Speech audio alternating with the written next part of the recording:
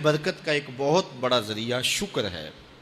ارشاد فرمایا لَإِن شَكَرْتُمْ لَأَزِيدَنَّكُمْ، اگر تم شکر کرو گے وہ تمہیں اور زیادہ عطا کرے گا، اور اگر تم شکر نہیں کرو گے وَلَئِن كَفَرْتُمْ، کفران نعمت کرو گے، إِنَّ عَذَابِي لَشَدِيدٌ، تو پھر میرا عذاب بڑا سخت ہے۔ رزق کے اضافے کا ایک اور بہت بڑا سبب انفاق فی سبیل اللہ ہے۔ اللہ فرماتا ہے جو تم خرچ کرتے ہو تو جو چیز تم نے نکال دی اس کی جگہ اللہ تمہیں اور عطا کر دیتا ہے۔ بعض اوقات ہمارا یہ ہوتا ہے کہ کوئی آدمی مالی بحران میں آ گیا تو وہ کرتا کیا ہے کہ جو راہ خدا میں دینے کا کھاتا تھا پہلے اسے کلوز کرتا ہے۔ یہ فلاں مدرسے کو دیتے ہو یہ بھی بند کر دو، یہ مسجد کو دیتے ہو یہ بھی بند کر دو، یہ فلاں غریب کو دیتے ہو یہ بھی بند کرو، حالات ٹائٹ ہو گئے ہیں۔ لیکن 5 گاڑیاں ہیں تو 2 گاڑیوں پہ گزارا کر لیا جائے، پیٹرول بچے، یہ نہیں ہو سکتا۔ گھر کے لچھن وہی ہیں لیکن بند کہاں سے کیا؟ جہاں سے رزق آنا تھا۔ ہمیں تو یہ حکم دیا ہے جب رزق تنگ ہونے لگے صدقہ دے کے رب سے کاروبار کر لو، صدقے سے تمہارے رزق میں اضافہ ہوگا۔ یہ رب کا وعدہ ہے اور اللہ کے وعدے جھوٹے نہیں ہو سکتے۔ رزق کی برکت کا ایک اور بہت بڑا ذریعہ النکاح ہے۔ فرمایا اگر تم نکاح کرو گے تم فقیر ہو وہ تمہیں غنی کر دے گا۔ لوگ کہتے ہیں بچہ پیروں پہ کھڑا ہو لے تو پھر نکاح کریں گے۔ اللہ کہتا ہے تم نکاح کرو ہم پیروں پہ کھڑا کر دیں گے۔ ہمارا فلسفہ اپنا ہے، اس کا حکم اپنا ہے۔ وہ کہتا ہے ابھی تو یہ اپنے لیے نہیں کماتا تو جو آئے گی اس کو کہاں سے کھلائے گا؟ میاں جس نے آنا ہے اس نے اپنا رزق لے کے آنا ہے۔ تو بچوں کی شادیاں کرو، اگر وہ جوان ہو گئے رزق نصیب ہوگا۔ اپنے اہل خانہ کو نماز کے حکم دینے سے رزق بڑھتا ہے، کیونکہ جو صبح کا وقت ہوتا ہے یہ رزق کے بٹنے کا وقت ہوتا ہے، اور جس گھر میں صبح کے وقت لوگ سوئے ہوئے ہوتے ہیں وہاں بے برکتیاں ہوتی ہیں۔ تو طلوع فجر سے لے کر کے طلوع آفتاب تک اپنی اولاد کو، بیوی کو، بچوں کو نہ سونے دیں۔ اس وقت رزق بٹنے کے لمحے ہوتے ہیں۔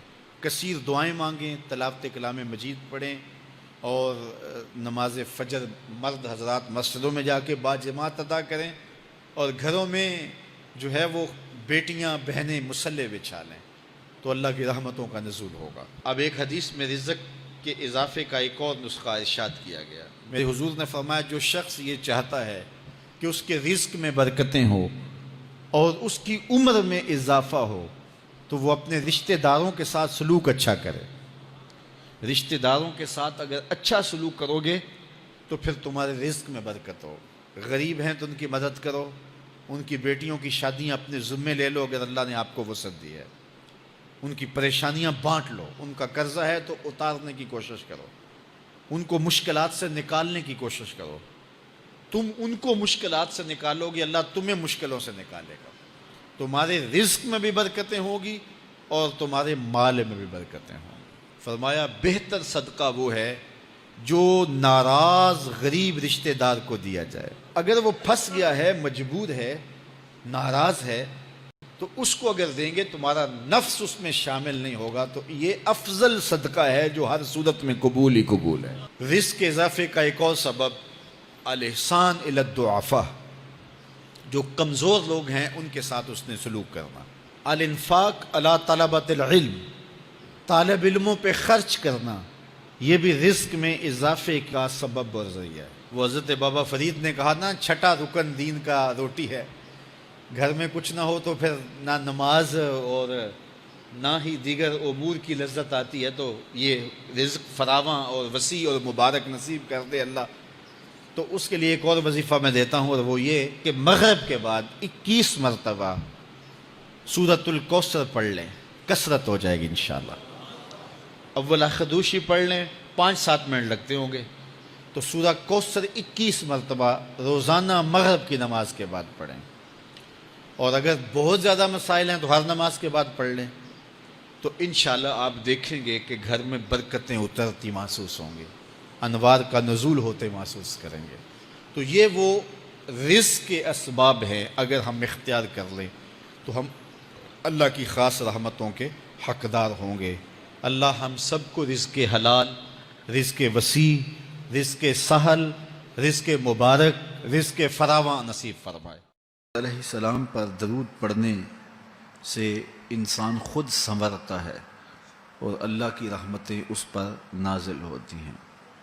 علماء نے لکھا ہے کہ درود اللہ کی بارگاہ میں ایک دعا ہے جو اللہ کی بارگاہ میں عرض کی جاتی ہے، اے اللہ، نبی رحمت صلی اللہ علیہ وآلہ وسلم پر رحمتوں کا نزول کر۔ تو کوئی یہ دعا مانگے کہ اے اللہ اپنے نبی پر رحمتوں کا نزول کر، تو کیا اللہ تعالیٰ اس کی یہ دعا قبول نہیں کرے گا؟ تو درود ہر صورت میں قبول ہے۔ تو اس کا جو فائدہ ہوا کہ جس نے ایک مرتبہ حضور کے لیے اللہ کی بارگاہ سے رحمتوں کی دعا مانگی، تو اس کے مانگنے سے محبوب علیہ السلام پر کتنی رحمتوں کا نزول ہوا وہ تو اللہ جانتا ہے، یا جس محبوب کریم پہ نزول رحمات ہوتا ہے وہ جانتے ہیں، لیکن جو ہاتھ اٹھا کے دعا مانگے، جو ہاتھ باندھ کے درود پڑھے، ایک مرتبہ درود پڑھنے سے اللہ کی 10 رحمتیں اس پر نازل ہوتی ہیں۔ تو جو مسلسل درود پڑھے جا رہا ہے تو پھر رحمت کی برسات ہوتی ہے اس کے اوپر۔ رسول کریم صلی اللہ علیہ وآلہ وسلم نے ارشاد فرمایا، تم جہاں بھی ہو میرے اوپر درود پڑھو، تم جہاں بھی درود پڑھتے ہو وہ میرے تک پہنچتا ہے۔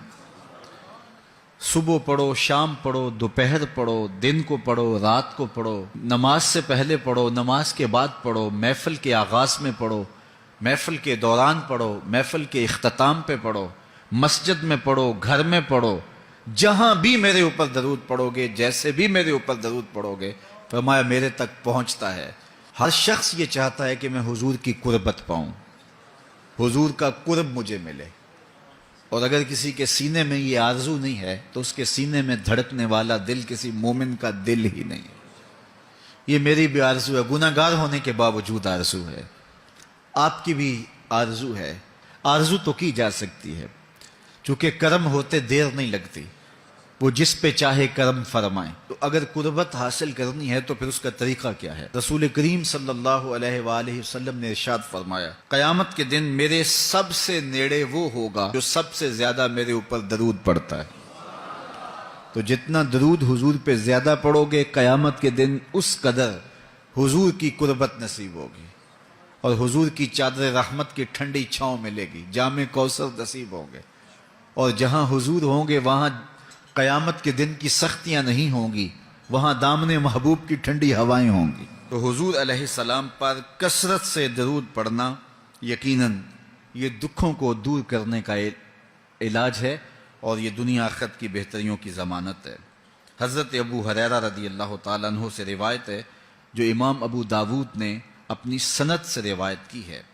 رسول کریم صلی اللہ علیہ وآلہ وسلم نے ارشاد فرمایا کہ جب کوئی شخص میرے اوپر سلام بھیجتا ہے تو اللہ تعالیٰ میری روح میرے اندر لٹا دیتا ہے، یہاں تک کہ میں اس کے سلام کا جواب دیتا ہوں۔ روح اطہر جسد انور میں لوٹا دی جاتی ہے اور حضور سلام کا جواب دیتے ہیں۔ تو مجھے کائنات میں کوئی ایک لمحہ تو ایسا بتاؤ جس لمحے حضور پہ سلام نہ پڑھا جاتا ہو۔ وہاں روضہ رسول پہ چلے جائیں تو وہاں لمحہ لمحہ سلام کے گجرے ہیں، کائنات کے جس گوشے میں چلے جائیں درود و سلام کے جو ہیں وہ گجرے ہیں۔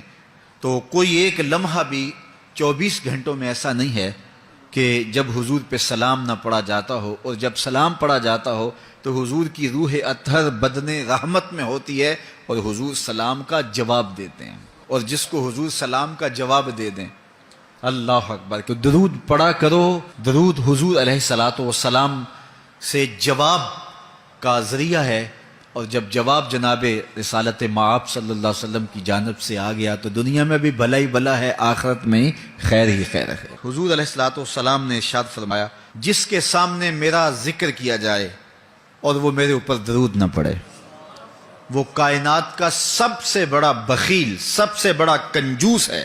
ہم بخیل تو نہیں ہیں، تو پھر پوری یکسوئی کے ساتھ چند مرتبہ حضور